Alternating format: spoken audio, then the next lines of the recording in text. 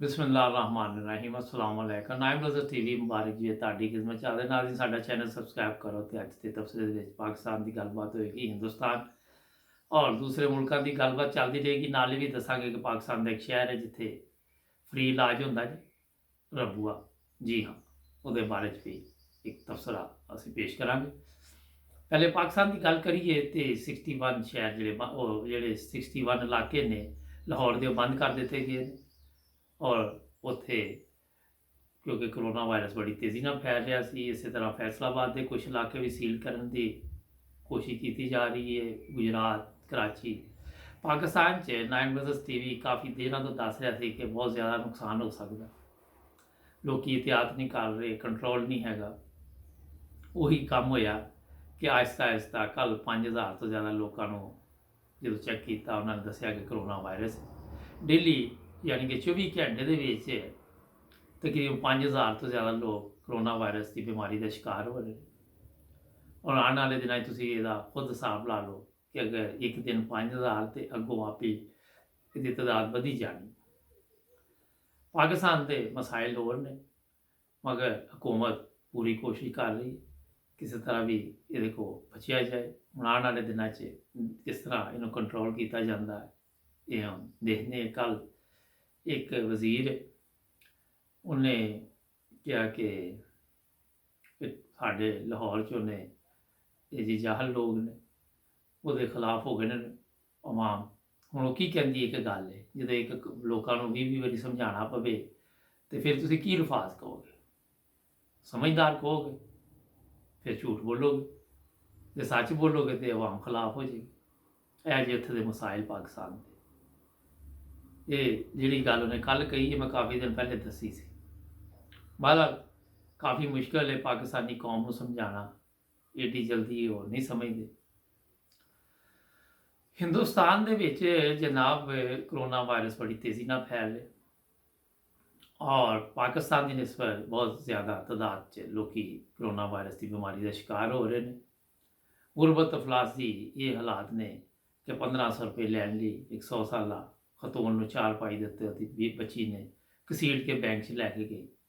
ਪਹਿਲੇ ਉਹ ਬੈਂਕ ਗਈ ਤੇ ਉਹਨੇ ਕਿਹਾ ਮੈਨੇਜਰ ਨੂੰ ਕਿ ਮੇਰੀ ਮਾਂ ਚੱਲ ਫਿਰ ਨਹੀਂ ਸਕਦੀ ਤੇ ਤੂੰ ਇਹ ਸਾਈਨ ਜਿੱਥੇ ਕਹਿੰਦਾ ਮੈਂ ਕਰਵਾ ਲੈਂਦੀ ਤੇ ਇਹਨੂੰ 1500 ਰੁਪਏ ਮੋਦੀ ਹੁਕੂਮਤ ਨੇ ਜੀ ਕੋਈ ਮਿਹਰਬਾਨੀ ਕੀਤੀ, ਥੋੜ੍ਹੀ ਬਹੁਤੀ ਉਹਨੇ ਇਮਦਾਦ ਸ਼ੁਰੂ ਕੀਤੀ ਤੇ ਉਹ ਮੈਨੇਜਰ ਨੇ ਨਹੀਂ ਮੰਨਿਆ ਜਾਂ ਉੱਥੇ ਜਿਹੜਾ ਅਮਲਾ ਸੀ ਫਿਰ ਉਹ ਜਦੋਂ ਉੱਥੇ ਪਹੁੰਚੀ ਵੀਡੀਓ ਸੋਸ਼ਲ ਮੀਡੀਆ ਦੇ ਚੱਲਣ ਤੋਂ ਬਾਅਦ ਮੈਨੇਜਰ ਸਾਹਿਬ ਮੁਅੱਤਲ ਹੋ ਗਏ। ਮਕਸਦ ਗੱਲ ਕਰਨ ਦਾ ਇਹ ਹੈ ਕਿ ਇੰਨੀ ਬੁਰੇ ਹਾਲਾਤ ਅੰਦਰੂਨੀ ਹਿੰਦੁਸਤਾਨ ਦੇ ਤੁਸੀਂ ਸੋਚ ਨਹੀਂ ਸਕਦੇ। ਮਗਰ ਪੰਗੇ ਉਹਦੇ ਦੇਖੋ ਸਭ ਮੁਲਕਾਂ ਦੇ ਨਾਲ, ਪਾਕਿਸਤਾਨ, ਚਾਈਨਾ, ਨੇਪਾਲ, ਕਸ਼ਮੀਰ ਦੇ ਵਿੱਚ ਜ਼ੁਲਮ ਦੀ ਇੰਤਹਾ, ਲੋਕਾਂ ਨੂੰ ਸ਼ਹੀਦ ਕੀਤਾ ਜਾਂਦਾ। ਕੱਲ੍ਹ ਸੋਸ਼ਲ ਮੀਡੀਆ 'ਤੇ ਵੀ ਖਬਰ ਚੱਲ ਰਹੀ ਸੀ ਕਿ 500 ਤੋਂ ਜ਼ਿਆਦਾ ਜਵਾਨ ਬੱਚੀਆਂ ਜਿਹੜੀਆਂ ਨੇ ਉਹਨਾਂ ਨੂੰ ਕਤਲ ਕੀਤਾ ਗਿਆ, ਜ਼ਖਮੀ ਕੀਤਾ ਗਿਆ। ਉਹਨਾਂ ਨੂੰ ਪਤਾ ਨਹੀਂ ਕਿੱਥੇ ਕਿੱਥੇ ਰੱਖਦੇ ਪਏ ਨੇ ਜਿੱਥੇ ਟਾਰਚਰ ਕੀਤਾ ਜਾ ਰਿਹਾ। ਜ਼ੁਲਮ ਕਿੰਨੀ ਦੇਰ ਇਨਸਾਨ ਤੇ ਕਰਦਾ ਤੁਸੀਂ ਸੋਚ ਸਕਦੇ ਜੀ। ਤੇ ਜ਼ਾਹਰ ਹੈ ਕੋਈ ਨਾ ਕੋਈ ਤੇ ਅਜ਼ਾਬ ਖੁਦਾ ਦਾ ਵੀ ਆਉਣਾ ਹੀ ਹੈ। ਹੁਣ ਦੇਖੋ ਇਹ ਕਿਸ ਤਰ੍ਹਾਂ ਹਿੰਦੁਸਤਾਨ ਨੂੰ ਸਬਕ ਆਏ, ਇਹ ਆਉਣ ਵਾਲੇ ਦਿਨਾਂ 'ਚ ਤੁਸੀਂ ਖੁਦ ਦੇਖੋਗੇ ਕਿਉਂਕਿ ਚਾਈਨਾ ਦੇ ਨਾਲ ਪੰਗਾ ਲਿਆ, ਉੱਥੋਂ ਇਹਦੀ ਤਬੀਅਤ ਠੀਕ ਚਾਈਨਾ ਨੇ ਕੀਤੀ। ਮਗਰ ਕਿਉਂਕਿ ਹਿੰਦੁਸਤਾਨ ਦੇ ਵਿੱਚ ਇੱਕ ਚੀਜ਼ ਦਾ ਅੰਦਸਾ ਛੁਪ ਕੇ ਹਮਲਾ ਕਰੇਗਾ ਹਮੇਸ਼ਾ, ਕਦੀ ਸਾਹਮਣੇ ਵਾਰ ਨਹੀਂ ਕਰ ਸਕਦੇ ਲੋਕ। ਚਾਈਨਾ 'ਤੇ ਵੀ ਇਹਨੇ ਇਹੋ ਜਿਹੀ ਕੋਈ ਕਾਰਵਾਈ ਪਾਈ, ਉਹਨਾਂ ਨੇ ਅੱਗੋਂ ਇਹਨਾਂ ਨੂੰ ਸਹੀ ਸਬਕ ਦਿੱਤਾ। ਕਈ ਇਹਨਾਂ ਦੇ ਬੰਦੇ ਮਾਰੇ ਗਏ, ਉਹਦੇ ਕਰਨਲ ਵੀ ਸ਼ਾਮਲ ਹੈ। ਮਕਸਦ ਇਹ ਕਿ ਇਹਨਾਂ 'ਚ ਇੰਨਾ ਦਮ ਨਹੀਂ ਕਿ ਕਿਸੇ ਨੂੰ ਲਲਕਾਰ ਕੇ ਤੇ ਉਹਦੇ ਨਾਲ ਇਹ ਪੰਗਾ ਲੈਣ। ਮਗਰ ਜਿਹੜਾ ਕਮਜ਼ੋਰ ਦੇਖਣਗੇ ਜਾਂ ਜਿੱਥੇ ਕੋਈ ਸਬਰ ਕਰਦਾ ਰਹੇ, ਜਿਸ ਤਰ੍ਹਾਂ ਪਾਕਿਸਤਾਨ ਹਮੇਸ਼ਾ ਸਬਰ ਕਰਦਾ ਰਹਿੰਦਾ ਔਰ ਇਹ ਤੁਸੀਂ ਦੇਖਿਆ ਰੋਜ਼ਾਨਾ ਕਿਸੇ ਬਾਰਡਰ ਦੇ ਉੱਤੇ ਵੀ ਹਮਲਾ ਕਰਦਾ, ਕਦੀ ਸ਼ਹਿਰੀਆਂ ਵਿਚਾਰਿਆਂ ਨੂੰ ਸ਼ਹੀਦ ਕਰ ਦਿੰਦਾ। ਉਹ ਜ਼ੁਲਮ ਦੀ ਇੰਤਹਾ ਕਿ ਪੂਰੀ ਦੁਨੀਆ ਖਾਮੋਸ਼ ਤਮਾਸ਼ਾ ਬਣੀ ਦੀ ਹੈ, ਕੋਈ ਇਹਦੇ ਖਿਲਾਫ ਬਿਆਨ ਨਹੀਂ ਦਿੰਦਾ। ਇਹ ਅਫਸੋਸਨਾਕ ਵਾਕਿਆਤ ਇਹ ਆਏ ਦਿਨ ਤੁਸੀਂ ਦੇਖਦੇ ਰਹਿੰਦੇ। ਨਾਜ਼ਰੀਨ ਇਹ ਜਦੋਂ ਤੱਕ कश्मीर का कोई मसला हल नहीं होना, उत्थे ये जुल्म बंद नहीं होना। कई लोग कह रहे जी तीसरी जंगे अजीम लग जानी है, चाइना ने शुरू कर देनी है, हिंदुस्तान ने, पाकिस्तान ने। बच्चियां दियां गल्लां टीवी के उत्ते आके वड्डे वड्डे चैनलों से आके ऐसियां गल्लां करनगे जिहड़ियां मनण दे काबिल ही नहीं। किहड़ी जंग लगनी है, तुहानूं 5 साल तो तुसीं सुणन दे जंग लग गई, जंग लगन लगी, तीसरी जंग लग गई, हुण उत्थों शुरू हो गई। ये छोटियां मोड़ जदों दी दुनिया बनी है, झड़पां चलदियां रहिंदियां, कदी किसी मुल्क दा पंगा, कदी किसी मुल्क दा। उत्ते आके ते फजूल गल्लां लोग शुरू कर दिंदे ने। अजे जंग नूं तमाशा समझिआदा। मैं देख के प्रोग्राम मेरा होर कर रहा हुंदा कि इन्हां लोकां नूं पता नहीं किस तरह एडे एडे वड्डे टीवी चैनलां वाले आके कहंदे कि इत्थे प्रोग्राम करो। अफसोसनाक गल्लां ने, लोकां नूं डरांदे रहणगे ज़हनी तौर ते कि हुण इह हो चला है, हुण ओह हो चला। जंगां दा दौर खत्म हो गया जी। ਇਹ कोरोना वायरस देखियो हर शै बदल देगी ਤੁਹਾਡੀ, जंगां भी बदल देगी। यही अगों जंगां होणगियां। इस जंग चों बाहर कोई निकलेगा तो दूजी जंग लड़ेगा। हाले तो कह रहे कि दोबारा भी आ सकता कोरोना वायरस, गल्लां ते तुसीं भी सुणदे पे। ते इस तो इहनूं दिल ते ना लिया करो, बेकार गल्लां ने। खबरां अखबारां 'च भी ला दिंदे ने फटाफट शोहरत हासिल करन लई। ये सब बेकार गल्लां ने। पाकिस्तान का एक शहर है रबुआ, होम्योपैथी फ्री इलाज, ताहर होम्योपैथी इंस्टीट्यूट, जिथे हज़ारां लोग आके दवाई लैंदे ने। और अज महंगाई के जमाने तुसीं गौर करो, जिथे पाकिस्तान दे विच डॉक्टर लुੱਟਮਾਰ करते हैं और लोग उन्होंने तो खुश भी नहीं होंगे। फ्री खिदमत खलक के सिर्फ प्रभुए दे विच होंदी है और लोगों का इलाज भी फ्री। और मेरा ये भी तुहानूं दसना जे कि खाने का भी उत्थे इंतजाम होंदा, अगर कोई खाना चाहे तो। अजकल कोरोना वायरस की वजह तो मेरा हल नहीं हैगा, नॉर्मल दिनों के नंबर दे देंगे ने और जाके तुसीं खाना शाना खा के दोबारा आ जाओ।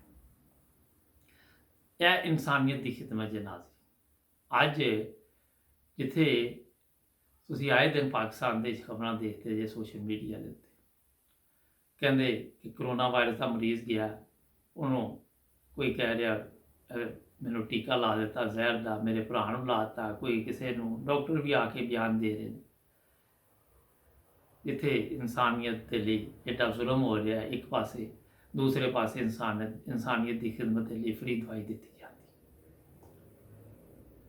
और जी सब तो जबरदस्त गल है कि दवाई जिहड़े लोग उत्थे बह के दे रहे उन्होंने हाथ च शिफा भी बड़ी है और अक्सरीत जी है वो ठीक हो जाती है। फिर अगे जाके लोग दसते हैं, जोड़ा भी सुनता वो फिर आके उत्थों दवाई लैंदा। और ज़बरदस्त तरीके दे नाल इंतजाम किया गया, हर बंदे नूं एक नंबर इशू किया जाता। अगर वो दवाई खत्म हो जाती तो वही नंबर सिर्फ तुसीं देना, वो नंबर दे नाल ही तुहाडी दवाई की अगली जिहड़ी खुराक जिन्नी भी देनी है डॉक्टर साहब ने उन्होंने तैयार करके उन्होंने अमले दे या जिहड़ा भी उन्होंने स्टाफ है उन्हें उन्होंने हवाले कर देनी है। कोई उत्थे खज्जल खराबी नहीं किसी किस्म की भी, बहुत ज़बरदस्त तरीके ना और इज्जत की जाती। उत्थे ये नहीं देखा जाता ये किहड़े मजहब नाल तलक रखदा, इहदा रंग की है, इहदी नस्ल की है, कोई चीज़ पुछण दा उत्थे सवाल ही पैदा नहीं होता। नाज़रीन, ये चीज़ां दसन का मकसद साडा यह हुंदा है, ज़ाहिर है कोई अच्छी चीज़ देखोगे तो उसदी मिसाल ही दिओगे तुसीं, किसी तरह भी किसी नूं इहदा फायदा हो जाए प्रोग्राम करन दा यह मकसद है। तो इस तरह ही तुसीं एक पासे देखते जे पाकिस्तान दे विच डॉक्टरां दे कोल जांदे जे खुदा बने दे ने, जे मैडिकल स्टोर ते जांदे तुहानूं ये फिक्र होंदी कि असली दवाई लैनी किते 2 नंबर ना होए। यह जे भी कई मसाइल ने, कोई चीज़ की जरूरत होती है, अगर वो 300 रुपये की है, देखा कि लोगों को ये कोई फर्क पै गया, आराम आन लग पिया किसी शहर का, वो 3000 की चल जानी। ये कोई इंसानियत की खिदमत नहीं है, इंसानियत तो जुल्म है। कोई चीज़ देख लो, मास्क देख लो, कोई डिटोल देख लो, कुछ देख लो। वो कल मैं देख रहा जी सारी सोशल मीडिया पर ਉਹ ਡਟੋਲ ਦੀਆਂ ਸ਼ੀਸ਼ੀਆਂ ਘਰ ਹੀ ਬਣਾ ਕੇ ਨਾ ਤੇ ਵੇਚਣ ਦੀ ਤਿਆਰੀ ਹੋ ਰਹੀ। ਥੋੜ੍ਹਾ ਜਿਹਾ ਡਟੋਲ ਪਾਇਆ, ਇੱਕ ਸ਼ੀਸ਼ੀ ਉਹਨੇ ਮੇਰੇ ਖਿਆਲ ਲਈ ਹੋਣੀ ਹੈ, ਉਹਦੇ 'ਚ ਥੋੜ੍ਹਾ ਡਟੋਲ ਪਾ ਕੇ ਵਿੱਚ ਪਾਣੀ ਪਾ ਕੇ ਉਹਨੂੰ ਹਿਲਾ ਕੇ ਚਲੋ ਜੀ ਦੁਕਾਨਾਂ ਦੇ ਉੱਤੇ ਦੇ ਆਏਗਾ। ਇਹ ਹਾਲਾਤ ਉੱਥੇ ਜਾ ਰਹੇ। ਕੋਈ ਉਹਨਾਂ ਨੂੰ ਪਤਾ ਨਹੀਂ ਕਿ ਇਹਦਾ ਨੁਕਸਾਨ ਹੋ ਸਕਦਾ, ਕੋਈ ਜ਼ਰੂਰਤਮੰਦ ਹੈ, ਉਹਨੇ ਪੈਸੇ ਕਿਸ ਤਰ੍ਹਾਂ ਕਮਾਏ, ਕਿਸ ਤਰ੍ਹਾਂ ਕੀਤਾ, ਕੋਈ ਪਤਾ ਨਹੀਂ। ਉਹਦੇ ਇਲਾਵਾ ਇੱਕ ਚੀਜ਼ ਮੈਂ ਹੋਰ ਦੱਸਾਂ, ਸੋਸ਼ਲ ਮੀਡੀਆ 'ਤੇ ਕੱਲ੍ਹ ਇੱਕ ਹੋਰ ਚੀਜ਼ ਦੇਖਣ 'ਚ ਆਈ ਕਿ ਜਿਹੜੇ ਘਰ 'ਚ ਮੁਲਾਜ਼ਮ ਉਹਨਾਂ ਦੇ ਉੱਤੇ ਜ਼ੁਲਮ ਹੁੰਦਾ, ਬੱਚੀਆਂ ਦੇ ਉੱਤੇ ਇਤਨਾ ਜ਼ੁਲਮ ਹੈ, ਉਹਨਾਂ ਨੂੰ ਮਾਰਦੇ ਨੇ, ਕੁੱਟਦੇ ਨੇ, ਕਿਸੇ ਦਾ ਸਿਰ ਫਾੜ ਦਿੰਦੇ ਨੇ, ਕਿਸੇ ਨੂੰ ਜਾਨੋਂ ਮਾਰ ਦਿੰਦੇ ਨੇ। ਕੋਈ ਕਿਸੇ ਕਿਸਮ ਦੀ ਇਨਸਾਨੀਅਤ ਇਹਨਾਂ ਲੋਕਾਂ 'ਚ ਨਹੀਂ ਹੈਗੀ ਜਿਹੜੇ ਇਹੋ ਜਿਹੇ ਜ਼ੁਲਮ ਕਰਦੇ ਨੇ। ਉਹਨਾਂ ਦੇ ਵਿੱਚ ਇਹ ਨਹੀਂ ਹੈ ਕਿ ਇਹ ਅਗਰ ਤੁਹਾਡੇ ਕੋਲ ਕੰਮ ਕਰਨ ਦੇ ਤਾਂ ਇਸਲਾਮੀ ਤਾਲੀਮ ਕੀ ਹੈ, ਇਨਸਾਨੀ ਤਾਲੀਮ ਕੀ ਹੈ। ਜਦੋਂ ਵੀ ਇਹੋ ਜਿਹੇ ਵਾਕਿਆਤ ਦੇਖੀਦੇ ਹੈ ਬਹੁਤ ਤਕਲੀਫ ਹੁੰਦੀ, ਬਹੁਤ ਅਫਸੋਸ ਹੁੰਦਾ। ਨਾਜ਼ਰੀਨ, ਕੱਲ੍ਹ ਫਿਰ ਮਿਲਾਂਗੇ। 9 Brothers TV ਦੇ ਬਾਰੇ ਤੁਹਾਨੂੰ ਦੱਸੀਏ ਕਿ ਅੱਲਾ ਦੇ ਫਜ਼ਲ ਨਾਲ ਬੜੀ ਤੇਜ਼ੀ ਦੇ ਨਾਲ ਤਰੱਕੀ ਕਰ ਰਿਹਾ ਔਰ ਅਸੀਂ ਕੋਸ਼ਿਸ਼ ਕਰ ਰਹੇ ਕਿ ਅੱਛੇ ਮਹਿਮਾਨਾਂ ਨਾਲ ਤੁਹਾਨੂੰ ਮਿਲਾਈਏ। ਮਿਲਾਂਗੇ ਕੱਲ੍ਹ ਫਿਰ। ਜੁੜੇ ਰਹੋ 9 Brothers TV ਦੇ ਨਾਲ। ਸਬਸਕ੍ਰਾਈਬ ਕਰਨਾ ਨਾ ਭੁੱਲਣਾ। ਅੱਲਾ ਹਾਫਿਜ਼।